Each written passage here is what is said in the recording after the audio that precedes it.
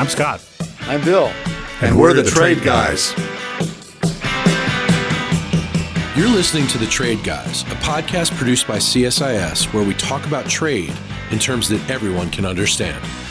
I'm H. Andrew Schwartz, and I'm here with Scott Miller and Bill Reinsch, the CSIS Trade Guys.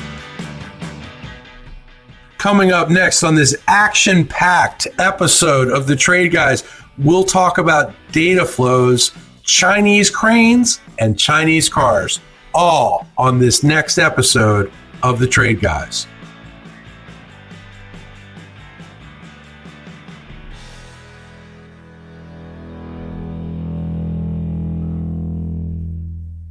Trade Guys, I am glad to be back with you, back in the mix after last week when you had a special guest. And if anybody hasn't heard that podcast, they should listen.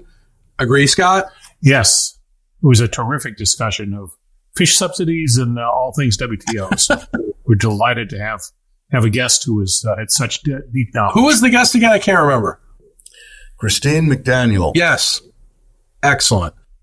Trade economist now with the Mercatus. Mercatus, exactly. Very good. And I think for our listeners, probably next week, we will break down the ministerial. At the moment that we're doing this right now, it's early morning in Abu Dhabi, and they've extended the deadline one more day. So instead of ending on the Thursday, the 29th, it's going to ostensibly end on March 1st. They're in the crash and burn stage right now, which always happens. It's always darkest before the dawn kind of thing. Everybody is angry at each other. Everybody is blocking everything else to get even for the things that they can't get. The tone has been depressing, but there's a history here of pulling something out at the last minute. So stay tuned. And next week we will probably do a post-mortem on that. I hope not an autopsy. Well, I've been rewatching Peaky Blinders, and it sounds exactly like Peaky Blinders. I confess I never watched it. Oh. Have I missed something? Yes, you have. Dial it up on Netflix immediately. Maybe one of the greatest shows ever. Well, it is quite entertaining. You'd like it, Bill. Okay. Well, you've convinced me. There are loads of trade implications. The Shelby family of Birmingham, England, are in the export-import business. Oh, I thought it was Irish. It's not Irish, it's English? Well, there's some Irish components to it, but they are from Birmingham. Oh, all right. So you got to get into it. I will have to take a look. But meanwhile, we've got news to talk about. Now that the long-awaited executive order on data flows is here, Bill, what does this all mean? Well, in the short run, it doesn't mean a whole lot because they're rolling it out like they rolled out the outbound investment review structure last August. With a proposal, and not really a proposal, an indication of what they intend to do with a whole bunch of questions and a lengthy comment period. So they want to set up a mechanism that's going to impose some restrictions on the outflow of bulk data, which means data brokerage firms, but not entirely, going to countries of concern, which are the usual suspects, primarily China, but also Russia, Iran, North Korea, Cuba, and Venezuela, and going to, entities in those countries or entities that are employees or contractors of companies that are in those countries. They're intending to focus on data brokerage transactions and genomic data transactions primarily as things that will be prohibited going to those countries. They seem to be trying to avoid a licensing regime and seem to be trying to do it by saying, all right, these things you can't do and these things you can do. These are things like financial services data and payment processing information, things that you need for routine business are exempt.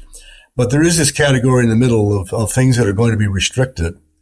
And that is going to lead then to the question of who's going to decide all that and how it's going to actually operate. It's a bit unusual because they've given this to the Justice Department and the Department of Homeland Security, not to BIS, which is the organization that usually controls exports, and that's what this is, and also has the expertise for a licensing system.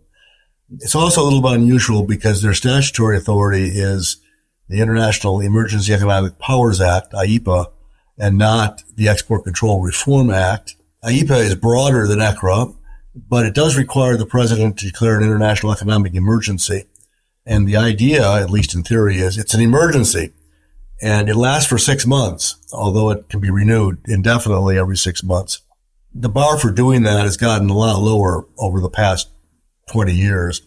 But it is, I think, unusual to use that as authority for a program that appears to be designed to be permanent. I think companies are going to be most concerned about definitional issues, what's covered and what is not, and process issues. What do they have to do to be able to export? What's going to be permitted and what isn't? And I think the reason this is coming out as an advance notice of proposed rulemaking is to give people a chance to submit all their questions and say, you haven't clarified this, you haven't clarified that. Tell us what the story is. And I think if you talk to anybody who works for a company, particularly in the fintech business, you can get a boatload of examples of things that are going to be in a relatively large gray area that the administration has carved out. As I said, they don't intend to do a licensing regime, although they're saying that they may end up doing that. But there has to be some mechanism, for companies to know with some certainty what they can export and what they cannot. And the government's going to settle a lot of that by saying, here are things you can't and here are things you can. But there's, I think, going to be a fairly large category in the middle that's going to require companies to come in and ask the Justice Department whether a specific transaction is acceptable. That means creation of a new bureaucracy within the Justice Department, which I don't think has a lot of experience doing licensing kinds of things. Well, that's what I was going to ask you. What are your thoughts about DOJ taking the lead on this, and how is it going to coexist with other offices such as OFAC, CFIUS, etc.? Well, according to the notice, they intend to collaborate and work closely with all of them. Of course, they always say that. Yeah, I was going to say that's what they all say. We'll see, I guess is the short answer. I can't think offhand of a licensing program that the Justice Department maintains. Commerce does that. Treasury does that. State does that. But I don't think Justice does it. And it's not simple. I mean, it's bureaucratically complicated. You have to create a lot of procedures. People are going to come in and say, can I do this? Can I not do that? And you have to have a process for answering that question. And if it's going to be a consultative process, that means you've got to have an interagency working group that deals with it. And it takes time to set all that up. Fortunately, nothing's going to happen anytime soon because none of this gets set up in the advance notice of proposed rulemaking. It all gets hypothesized, and companies are going to look at it and talk about what problems it's going to cause for them. I think it's also going to set up actually the same problem that the IS has now, which is a big enforcement problem.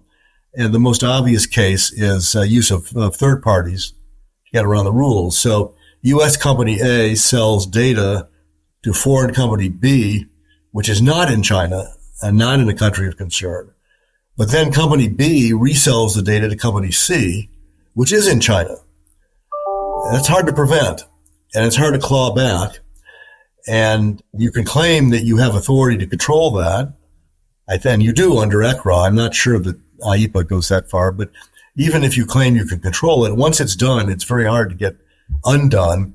And it's a real enforcement challenge. So I think they've, it's clearly an issue, and they're clearly worried about the use of sale of mass amounts of data from other things, surveillance and AI purposes, and using it as a means to pressure Americans on various things or to give them propaganda.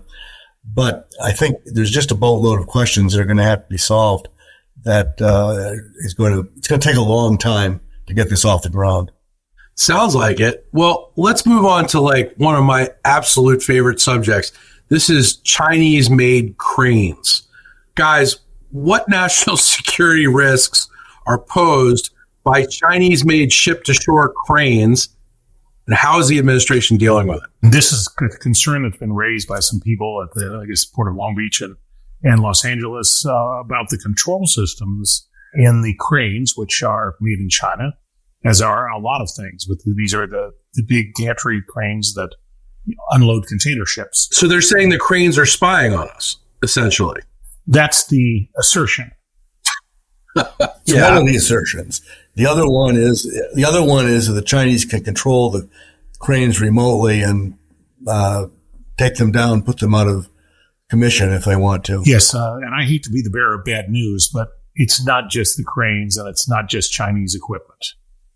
I mean, the direction of mechanized equipment, particularly in their control systems, is higher and higher levels of system integration. It's called the Internet of Things, and control of the systems using information and communication technology. So what do I mean by that? Well, every mechanized device has power and has control. So think of, if you have a rototiller, it's got an engine on it, and it's got a way to steer it. That's power and control. Control systems have gotten more and more sophisticated. Now, there is technological use on the power side as well. It's why your cars start so easily in all kinds of weather, is because they use electronic intelligence gathering or electronic systems to make it for a smooth start when the engine's cold and when the outdoor air is cold. It didn't used to happen, but it's much better running now.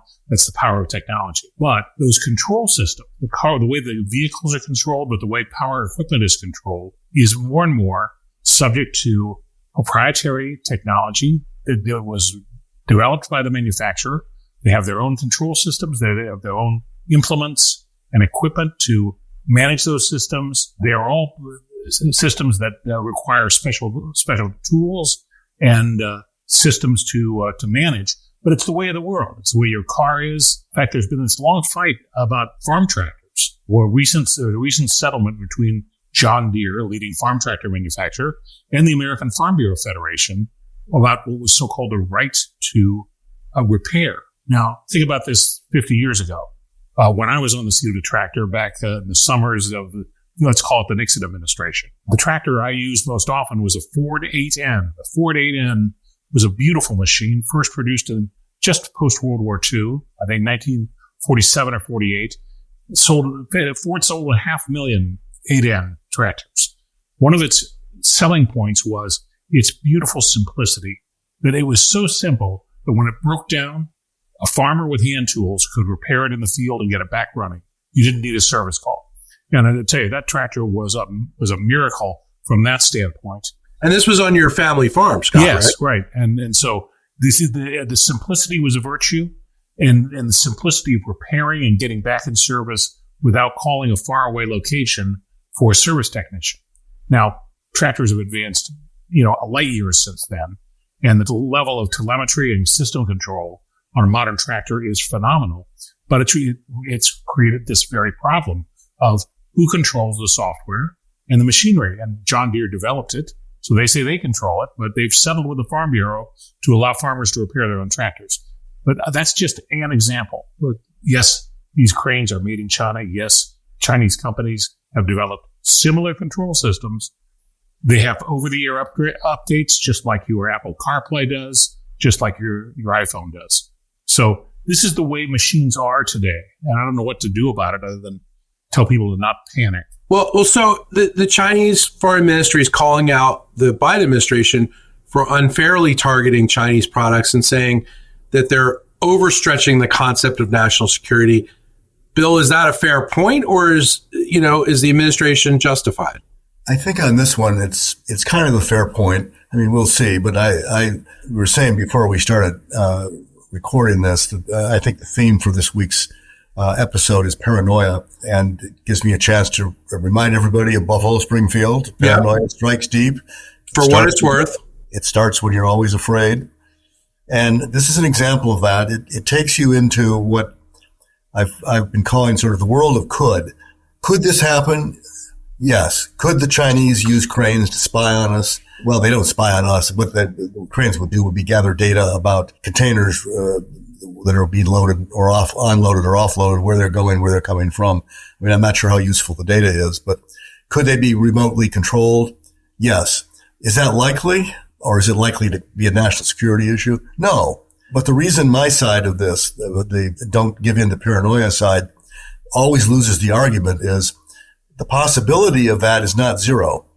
The possibility of that is 0.001%, but it's not zero. And I can't say that's impossible. I can't say that will not happen or cannot happen. I can say that it's very unlikely to happen. And of all the things that we should be worried about, this is probably number 84 on the list. But there it is. I'm going to lose the argument because it could happen. So we're going to spend, I think, $20 billion out of the Infrastructure Act to basically rip and replace and bring in new cranes, which incidentally are going to be made by Mitsui. So they're not exactly American cranes, although I think the plant is going to be in the United States. We're going to spend a lot of money. Is it well spent? I don't know. I mean, the data thing is, I think the data issue is a much bigger worry. And I think the paranoia there is much more justified than it is here. This has the hallmark of cash for clunkers. The real problem with cash for clunkers, and this is a problem that people in politics ought to think about, is you're destroying perfectly useful, economically beneficial items. Okay? The problem with cash for clunkers was not giving people checks to go buy cars because the car business had suddenly solved it. It was destroying the used car, the clunker that they traded in. That destruction was an act of economic vandalism, much as taking these cranes operations down and destroying a perfectly useful piece of equipment and replacing it with something else. I mean, this is how economies become less productive. It's a crazy thing to do, and it's one of the reasons that the command economics policies and top-down management has such a bad reputation. Is it really is horribly inefficient. Ultimately, get you slow growth, get you inflation, get you all the things you don't want. So I think people ought to relax. Every machine has computer controls on it these days. Your car knows when you stop at a liquor store. Go be worried about that. I hope it doesn't. Well, no, of course it does. Your car has a GPS system. Yeah. The GPS system knows where the liquor stores are. It knows when you start and stop the car, what time of day. It knows exactly where you're located. If my sons are listening to this podcast, they're saying, Dad, definitely the car knows when you're stopping at the liquor store. Yes. But not only does it know it, it's telling somebody else. That's right. And that's the concern about it. Well, just for the record, I don't care who knows. The once every couple of months, I actually stop at the liquor store. But it sounds to me, if we can continue with the Buffalo Springfield theme here, Bill, that the administration is saying back to China, stop. Hey, what's that sound? It sounds like a lot of Chinese whining. Well, there's some of that. There is some of that, of course. I mean, they complain about everything we do, but then again, we complain about everything they do. So it's sort of there's a lot of mud being slung back and forth. I think in this particular case, I think they have a slightly stronger argument than in some other cases. Okay. Well, let's talk about another one of their cases. What steps did a recent report by the Alliance for American Manufacturing recommend to counter the risk of future dominance by Chinese car makers? That's a big issue. Yeah, it's a big issue. It like a lot of these things, it's a theoretical issue. There are not a lot of Chinese car imports into the United States. No. And there aren't going to be anytime soon because, thanks to former President Trump, there was a 27.5% tariff on Chinese cars. But the group that made that proposal is looking ahead, and they're looking at what's happening in Europe because there is going to be a problem in Europe. They're going to get swamped with these things. Their tariff is 10%. The Europeans are gearing up, but I think the big issue there, and the issue that we'll have to address here, is not just the size of the tariff. The issue is whether we have a competitive product or not. The Europeans don't, at least not right now, have a competitive domestically manufactured EV. So the Chinese are moving onto a playing field where the other team isn't there, or they haven't posted yet.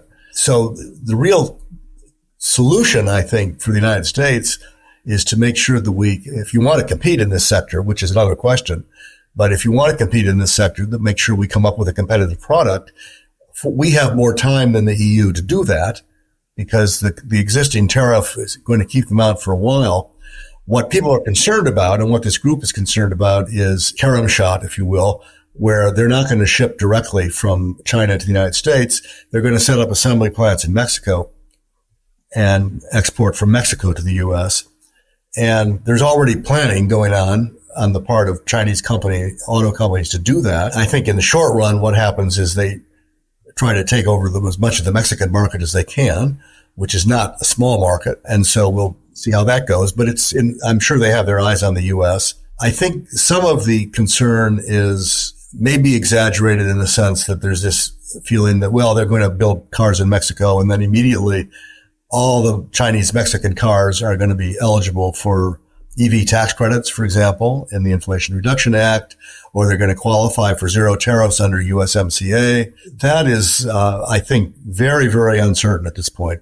To qualify for the tax credit, you're going to have a supply chain that doesn't contain any Chinese parts or components or any Chinese minerals. And I don't think a Chinese company located in Mexico is going to do that. So I don't think they're ever going to be able to qualify for the IRA tax credits. They may be able to avoid the 27.5% tariff and just deal with a tariff of the MFN tariff of 2.5%, or they, depending on the amount of Mexican content, they may even be able to qualify for zero tariff. And that would be enough to make them very competitive. They don't need the tax credit to be competitive. So yeah, we should be worried. But, the answer that's being proposed is your classic protectionist answer. They're going to bury us. So let's keep them out of the country. Yeah. Look, this is actually a much deeper problem.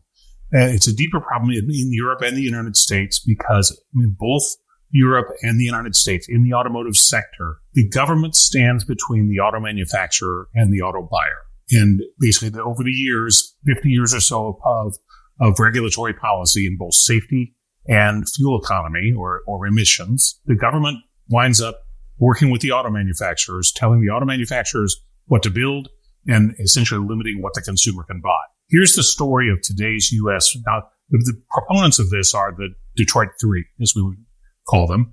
Now, today in the U.S. auto market, there's a problem, which is you don't have the kinds of products that built the industry in the first place. Simple, reliable, efficient vehicles. The Ford Model T, the Volkswagen Beetle, the Austin Mini, the Toyota Corolla, the Toyota Hilux pickup truck. Those vehicles aren't sold in the United States anymore, or a vehicle like that. So what you have is a situation, here are the facts that the dealers will tell you. First, the median auto transaction in the United States, $47,000. That's the median. And that's up $10,000 from before COVID. Because interest rates have also gone up, the payments are up a third versus 2019.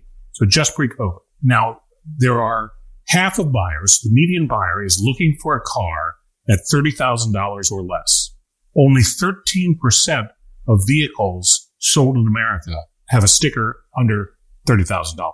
So there's a mismatch. What's missing are low-cost, efficient cars, much like the Volkswagen Beetle and the Model T and the original Toyota Corolla. Those cars are what buyers want, and they're not for sale by the Detroit Three. Now, you can try to keep them out, but that's the state of the auto market. And in many ways, this is a problem that the automakers have worked with the government to create. It's going all the way back to the Chrysler bailout in the Carter administration, which, to Chrysler's credit, they paid the money back. But we had similar bailouts and bankruptcies, structured bankruptcies in 2009. And now in 2018, when they were rewriting these corporate average fuel economy rules, the Trump administration, which was on a deregulatory agenda anyway, said, don't you want to make these things a little more reasonable?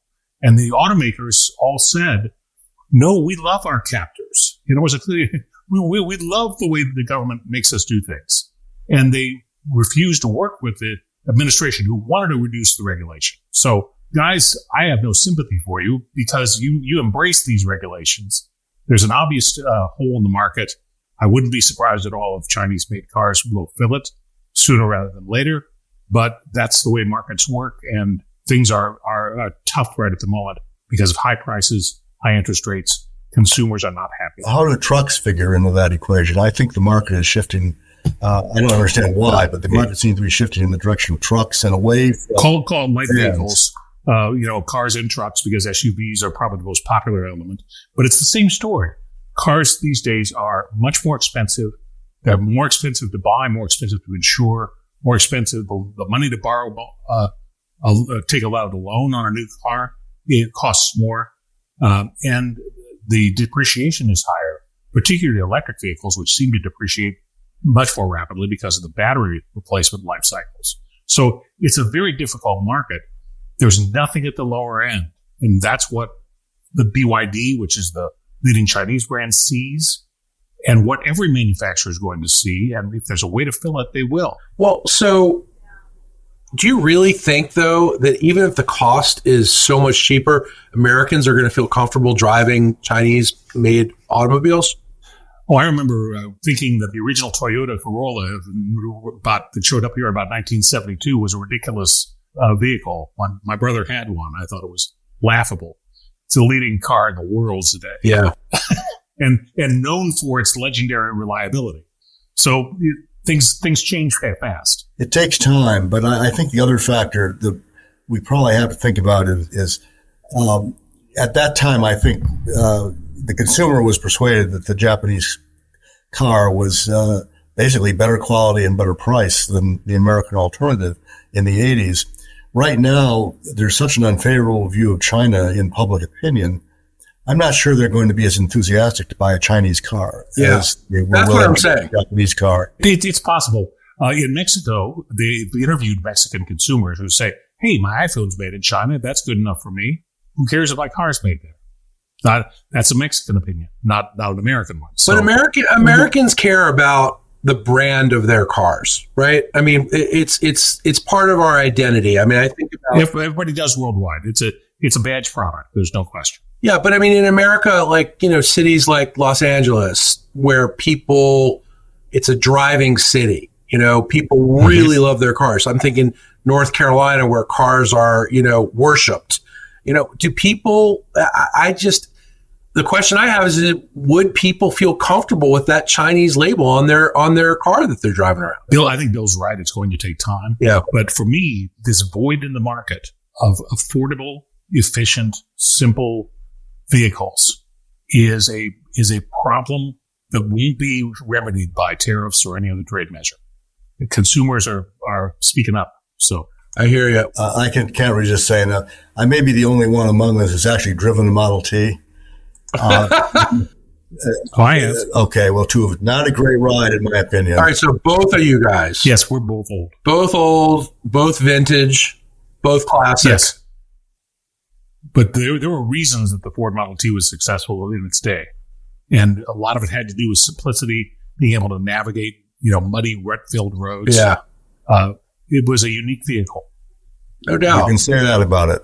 I wouldn't want to do it again. I want to, just for the record, I didn't drive it when it was new. Okay. Nor did I. Didn't think so. But I've been a car guy longer than I've been a trade guy. So that's right. Scott is a real expert on these things. I know. We love our cars in America. I mean, are you kidding me? Yes. In a way, I think this is a healthy debate for us to have in the country about, what kind of car industry we want to have. And it's going to be a little bit different because we've seen the movie before. We've seen this with Japan in the 80s. So you can see what's coming, and then you have to make a decision about how you want to handle it. There were similar proposals to deal with Japanese imports in the 80s, tariffs. Mm-hmm. I mean, the Congressman Gephardt of Missouri was famous for that proposal, which kicked around for a long time, but ultimately was never enacted. So we may be having the debate again. The new element that relates to the last two topics we've taken up is there's also a national security element here. That is that, your car not only knows where you go when you go to the liquor store, it knows everywhere you go. And if you charge your phone in it, your phone data gets downloaded to your car, which in turn might get uploaded to whoever is, receiving your car's data. And that raises the question of if the cars are Chinese, where is the data going? And do we care about that? So paranoia again, is that a national security issue? That's a debate that people don't seem to want to have. I think you can very easily make the case that if we lose our automobile industry, it would be an economic disaster and it would be a workforce disaster, no question about it, for the United States. Would it be a national security disaster, I'm not sure that the answer to that is quite so clear. Well, one thing I know is American morale is good when our cars are selling, when the cars we make are really good. I mean, you think about the auto strike. I mean, the whole deal was auto workers were like, these companies are making a lot of money because we build really great vehicles and people love them. I mean, what's better than like a Ford Explorer or a Jeep Wrangler? I mean, these are great cars. Definitely. The industry has improved leaps and bounds, but it's gone through its phases. And there are sometimes you hit a phase like the Malaise era, like 5 mile an hour bumpers and all the choke down fuel economy requirements. It was a tough time. Nobody collects cars from the mid 60s. Almost no one collects from the 70s or 80s. So, but you'll collect modern cars for the same reason that we love the 60s cars. I saw a Volkswagen Cabriolet convertible from the 80s the other day. It was the same car that one of my girlfriends used to drive. Boy, did that one just jump out off the road. Really cool looking car. Yep. I always get depressed in these conversations when we have a place on the Eastern Shore, and the community there usually puts on, I think they stopped during COVID, but often they put on an antique car show. Yeah. Where people bring in their antique cars and you go and look at them and, talk to the owners. And I've been really depressed the last several times because the antique cars are the ones that I used to drive, that I grew up with, You got to enter yourself, Bill, as an antique. I could just get a lawn chair and sit out there with the rest of them. Yes. I could see you sitting out there in a lawn chair. A beautiful sight, indeed. Guys, great discussion as always. We'll be back next week. Same trade time, same trade channel. Thanks. Thank you.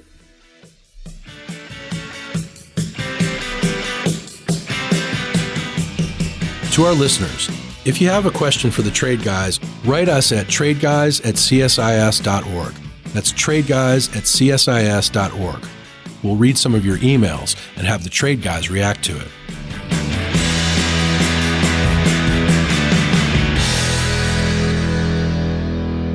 You've been listening to The Trade Guys, a CSIS podcast.